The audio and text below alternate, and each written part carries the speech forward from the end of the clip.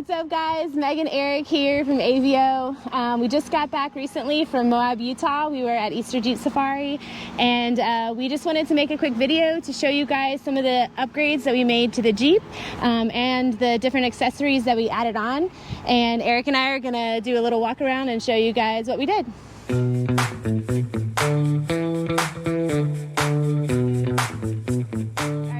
You want to show us some of the things we added on? Yeah. First thing we had different this year versus last year was our Ohlins suspension. The Ohlins shocks are new. We met the Ohlins guys last year at the EJS vendor show, and a year later here we are rocking their stuff on our Gladiator.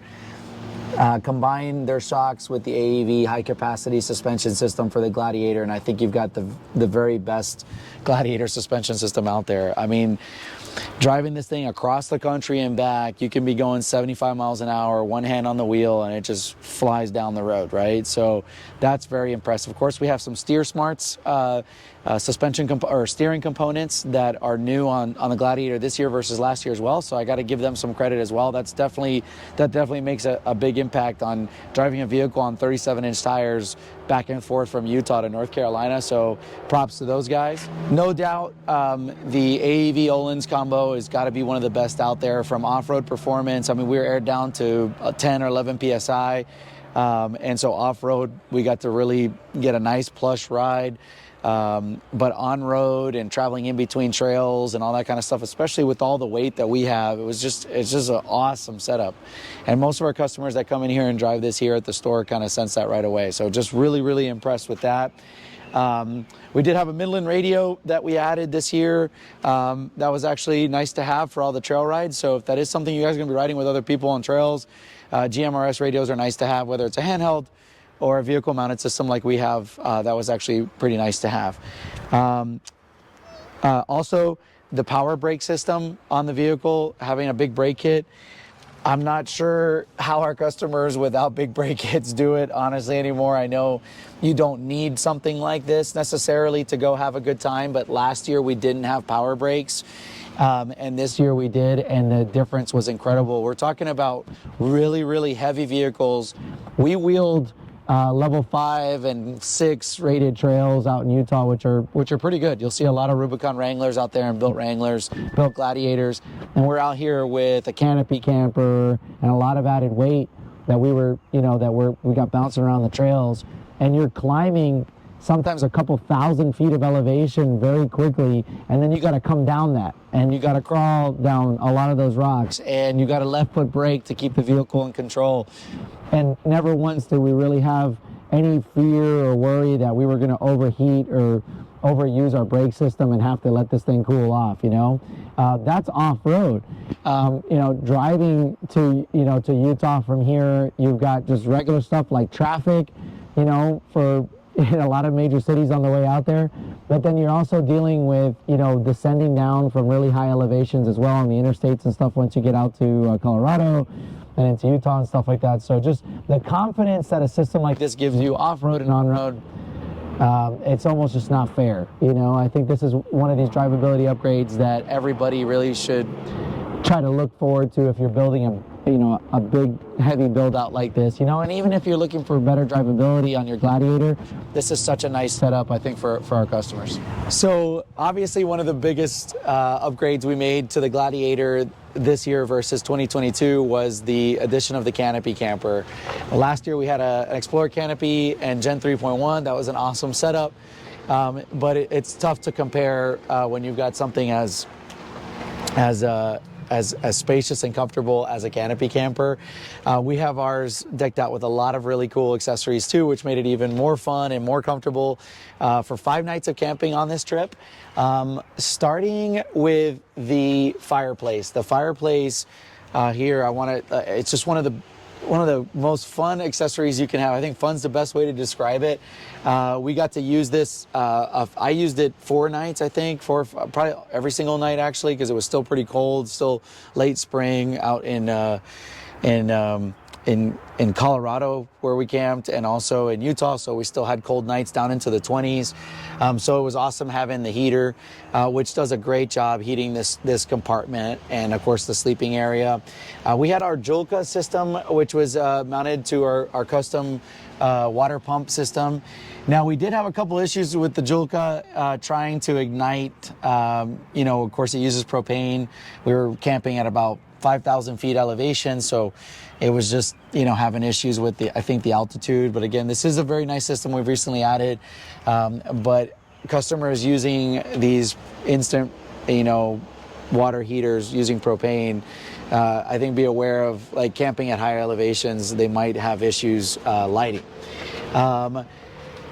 As far as organization and stuff, these 813 water tank molly panels for our Canopy camper customers, that was awesome. We used Blue Ridge Overland gear bags to move a lot of stuff from just being kind of just all over the bed of the truck up to the water tank. And it was so easy to access our gear. So for example, like the hose for taking showers off the Julka, which is where you got to run water from now off the water pump, to having your first aid kit or the dimmer box mounted on the front panel so we could listen to music at night. I mean, just, that was awesome. That was really nice to be able to organize our gear. I think one of the other best parts of camping was this rear setup back here was awesome. I mean, one of the first things you do when you get to camp was just drop the GP Factor table. And in here we had our utensils, spatulas, steak seasoning, stuff like that. And then in here, we had our coffee and coffee maker, all that kind of stuff. We had our soap and hand towels and that kind of stuff in this bag. We had our paper towels right here. So we really you spent so much time in the back of the camper that I think this is probably one of the best setups out there as far as, like, all right, hey, I'm ready to cook and get ready to eat. It's been a long day on the trails or traveling. I turned my lights on back here and I'm ready to go ahead and use the camper. GP Factor does an awesome job with their drop-down table. We actually really enjoyed using the Zargus boxes. That's new for us. And we used it, number one, to be able to, we had 2 different sizes we brought on the trip. We used it as a step with the added goose gear panel on top.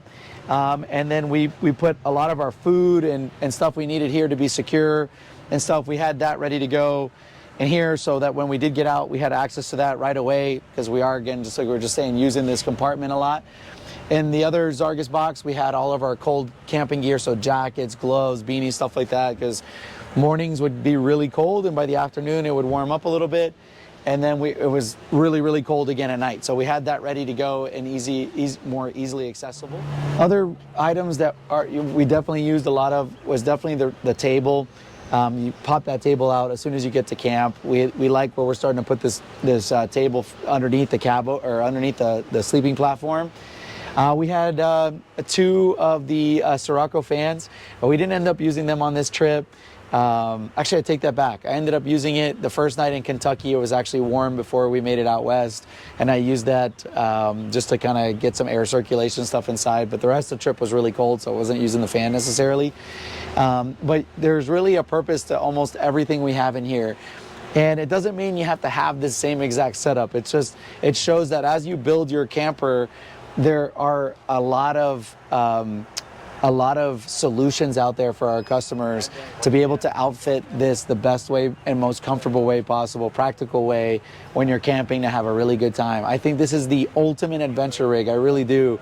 You know, we wheeled steel bender and fins and things, and, you know, all these really, really fun trails with our camper, which surprised so many people. So many people were like, I can't believe you're going to be able to wheel this with us. And there it was, just outwheeling, you know, most of the trucks on the trail that were on our type of trail rides. You know, we're not talking about, you know, anything too crazy where we'd have to be careful with the weight of the camper or leaning it over too far or flopping the Jeep. So really, really enjoyed this setup and the new upgrades to the vehicle, whether it was the performance and the drivability stuff, or moving on up to the actual camping side of things, where we saw, you know, how quick Gen 3.1 and how convenient it was to have an Explorer Canopy 3.1 setup last year to, all right, what's that look like? What's that same trip look like when you have a Canopy camper? Well, we had 40-mile-an-hour winds one night, and it was nice to be able to get in the camper. You know, we had snow and mix of rain and snow one night. It was nice to be able to get back in the camper, stand up, get dressed inside here. Definitely advantages to both. So very, very excited to have seen that out there, and it was like the trip of, you know, one of the best trips we've ever taken for sure.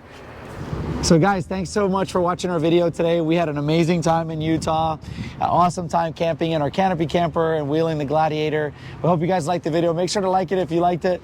Also, make sure to subscribe to our channel, and we hope to catch you guys next time. Thanks again. Bye, guys.